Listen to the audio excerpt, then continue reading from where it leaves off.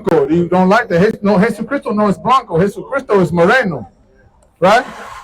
Jesus Cristo is moreno. Ask the white guy. Ask the white guy if Jesus is white. He'll tell you Jesus is black. He knows damn well. He's black, right? He's black. Jesus is black. What's up, sister? How you doing, sister? You know Jesus is black. Tell me I'm wrong, sister. Come on now. You know it's right. He black. He blacker than us. What's up? How you doing? You go to Fordham University? Can I ask you a question? You just graduated. Did you spend the whole time there or did you transfer there? No, full time there. Full time there. Okay, check this out. Check this out. Let me ask you, what was your major? Social work. Social work. Like you, so you study, do you care about people? You care about things? Yes. Wow. Okay, so let me ask you. The school is in the Bronx. Yes.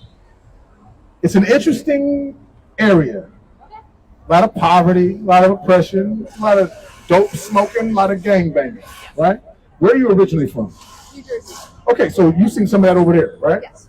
What do you think about when you see police brutality, poverty, oppression, people killing each other in the streets? What do you think? You study social work. What do you think? Well, more infrastructure is needed, more support. When you say infrastructure, you mean like bottom up. Everything's top down. Okay. That doesn't work. Like putting the money up top, hoping it trickles down. That trickle down theory don't work? No. Or they got to give money to the people, right? Yeah, well, they don't want to do that. And they don't want to. Who's they? The government. Uh-huh. People in power. Right. Policymakers. Okay. Okay. Do you believe in justice? That we have justice or justice as a Do you concept? believe in the concept of justice? Yes. How do we make right what's been done wrong? How do we get justice? The people who've been oppressed, how do they get justice? We need to empower them. Numbers We need 33. We need to empower them, educate them on what's right, what they have access to. Healthcare is a big issue, right? Healthcare is a right; it's not a need. Okay. You need to start letting people know that. Okay. You need to let them know that like you don't have insurance, you still have a right to it. So these are the places you can go. These are the services that will help you To get access to things like that, right? To take care of your family, right? You need people on the ground here helping people out. Sometimes you just don't know where to go, so then think you're a lost hope when you're not. I know I did. When I grew up, I thought I kind of thought it was a lost hope, and I don't feel that same way now. But let me ask you this: Yes. What about the concept of reparations? Oh, reparations. Reparations. Yes. Yeah.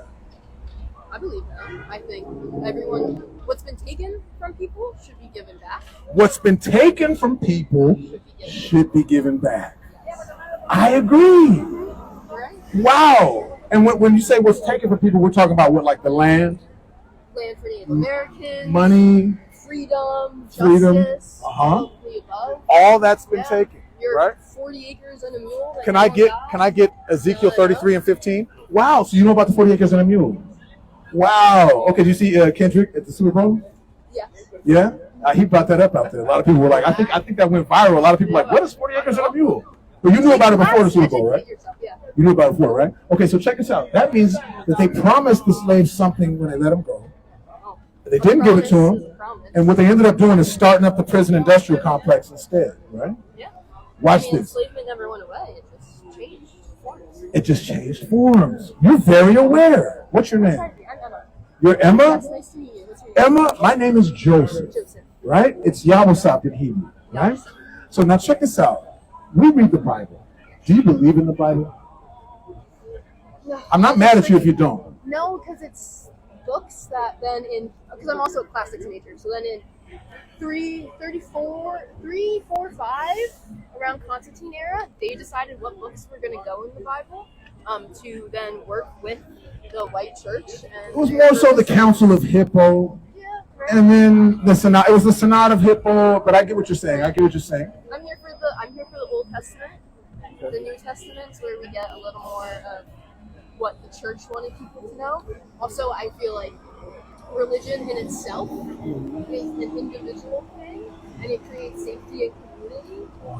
But when you rely too much on the exact words, people can skew those words, can I agree. skew beliefs to work within them. I agree, and I think people have used it in a very different way. Like I could take a screwdriver and you could take a screwdriver and you just fix things with it and I stab people with it. So there's different things, right? So we believe that, but we don't believe really necessarily in religion. No religion. But we do believe, yes, definitely. But and technically, you say a religion, they have sacred books, sacred places. So in essence, yes. But that would make it more an ethno-religion. We believe that the 12 tribes of Israel that were in the Bible are actually the so-called blacks, Latinos, and Native Americans. And the reason why we're in poverty and oppressed right now is because it was predicted in the Bible 2,700 years ago. And some of the things, did you know the Bible said that the children of Israel were going to slavery on notes and then be sold to people who hate them? Who did that happen to? Well, it's all about interpretation, and then you can weaponize any word, weaponize any book. Okay. Force people to. They did do that. Yeah. They used this book to encourage people to stay slaves. You take all your. Jesus said, "Don't marry a man." Jesus also said to throw rocks at people who disobey other laws. So, which ones are you actually following? Do you believe in like homosexuality and stuff? Are you? Let me ask you something. Yes. Can I ask you a personal question? Straight. Oh, okay. I was going to say. I don't know. You kind of about to say that. I don't know if I was getting lesbian vibes, but you like guys. Yes, You're strictly heterosexual. ickly. Okay. All right. That's good. That's good. Okay. So check this out. You think that there's nothing wrong with that, right? Now I know some people that say there's nothing wrong with it either. I disagree, but I'll tell you one thing. What people do is they weaponize, like you said. They say things like, "Do you believe in feminism? Do you believe in equal pay for women?" And I'll say, "Yeah, sure." And they say, "Well, if you believe in feminism, then you should let a transsexual into your school to read books to your daughter." Do you agree with that? Yes, I do. See, I think that that's madness, right? Because people who have children were already lost. The children are shooting each other in the streets. They don't have guidance. There's no fathers in their homes. And you take them to school and you teach them, "Hey, you're a boy, but you can be a girl. You're a girl, but you can be a boy." You know what's wrong with it? Is that as a man, you have certain things. As a woman, you have certain gifts. Now, if somebody's a guy, so a woman, let me tell you this. So if Mike Tyson decides, you know what, I feel like I'm in a woman's, trapped in a man's body, and then he says, "I'm a woman," will you call him a woman if he asked you to? Yeah. And so you believe in the pronouns and the whole thing. Okay, so if Mike Tyson says, "I'm a woman," and he enters the Women's Boxing Federation. No. Wait, no. Wait, So I believe in equal access. You can do whatever you want. When it comes to sports, it's a little different. Then you're going into biology and your hormones. If you decided to transition, you were before puberty, be my guess. Then you don't have all those extra testosterone. You're at equal playing field. If you're an 18-year-old swimmer who decides to then wants to swim with the females, no.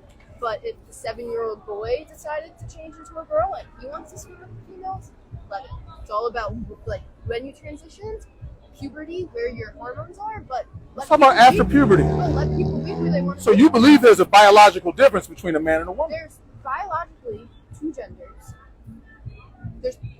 Biologically there's two sexes. Gender is fluid. You can do whatever you want. You can make it up. Yes. So someone could just say, "I'm a guy." An alien for all I want, and I could be a Krispy Kreme donut. If I told you, ask you to respect that. and you asked me to respect that, you're an alien. If I told you I'm a Krispy Kreme donut, I want you to respect me as a Krispy Kreme donut. Exactly. And you would see that to me that's very interesting because I think I'm gonna go straight to the wait no that's exactly what I'm gonna say because I think that forces me to accept someone else's craziness. No. When I know, because I look at you and you're petite. I look at your face, I look at your neck, I look at your build, and I say that right there is a woman. Okay? But you could say, "No, I'm a Krispy Kreme donut." But I would say, wait a minute. Biologically, you're a woman. So you're asking me to suffer from the same madness someone else is. But why do you care about who I am, right? Care about yourself. This is why I care. What is harming you? This is why I care. Numbers 35 and 33.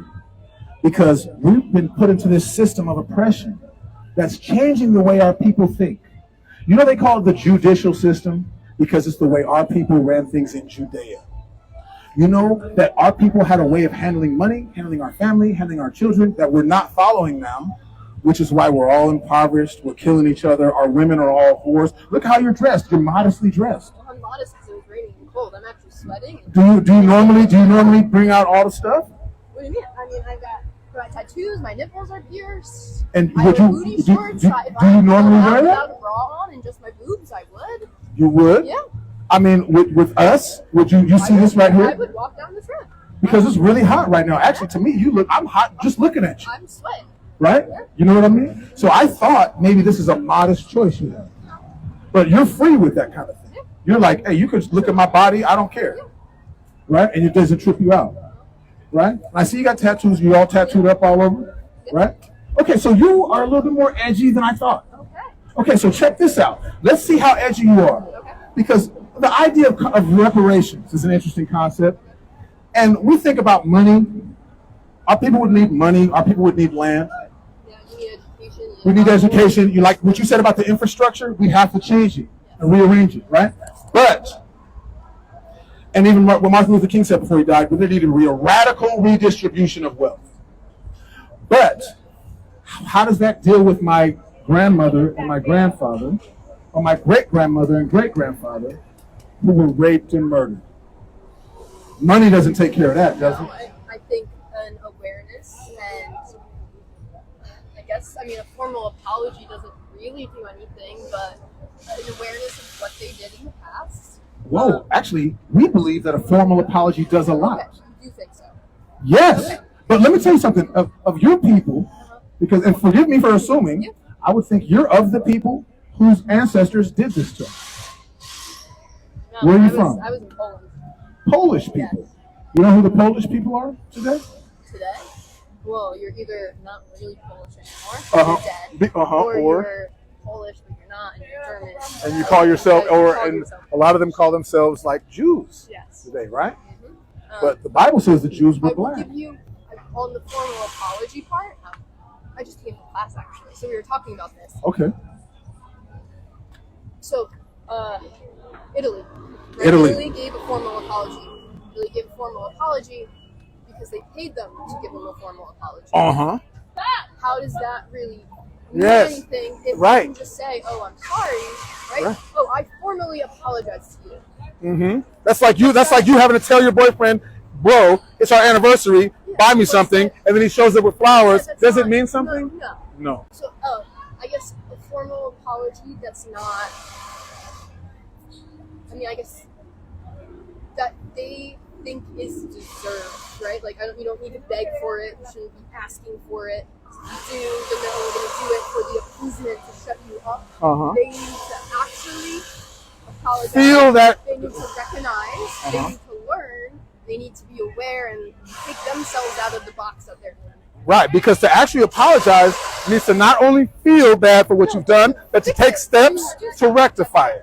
That's what we believe, right? So you feel, I want to read you something. I think it's going to scare you. Okay, can I scare you to death? I would like to scare you to death. All right? Yes, you got it? Oh, yeah, go ahead. This is reparations in God's eyes. Okay. Book of Numbers, chapter 35, verse 33. So ye shall not pollute the land. I think you like the idea of not polluting the land. I grew up in a place where there's an area called Boulder, where there was a lot of like white people who were like, we used to call them granolas, but because they were real earthy, they were like, I'm eating quinoa. They were like, let's not destroy the earth. Let's recycle. Let's think about the planet, right? And you come across as someone who's kind of like that. But am I wrong? Yeah. You don't give a damn about the earth, right? I mean, I do. I don't actively try to. Okay, so you're a little bit more edgy than I thought. You're a bit more like, Personally, it's a lost cause. Is it really?